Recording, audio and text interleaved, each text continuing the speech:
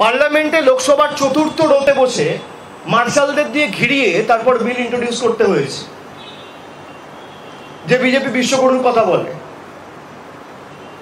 যে বিজেপি দিনকে রাত আর রাতকে দিন করার কথা বলে, এটা বাংলার ক্ষমতা, এটা রবীন্দ্রনাথের মাটি, ঈশ্বরচন্দ্র বিদ্যাসাগরের মাটি, আন্দোলনের মাটি, সংগ্রামের মাটি। এ মাটি বর্ষতা স্বীকার করে না।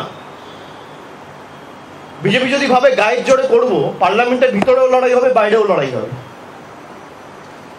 বিজেপির ক্ষমতা থাকলে করুক না, ওয়ান নেশন ওয়ান ইলেকশন। কোথায়? Constitutional amendment. আপনার তো মেজরিটি নেই, আপনি মানুষকে বিভ্রান্ত করতে চাইছেন। আপনি একদিকে ইলেকশন কমিশনকে লাগাচ্ছেন, আর একদিকে এনফোর্সমেন্ট ডাইরেক্টরেটকে লাগাচ্ছেন। ই স্কোয়ার। একটা ই হচ্ছে ইলেকশন কমিশন, আর একটা ই হচ্ছে এনফোর্সমেন্ট ডিরেক্টরেট।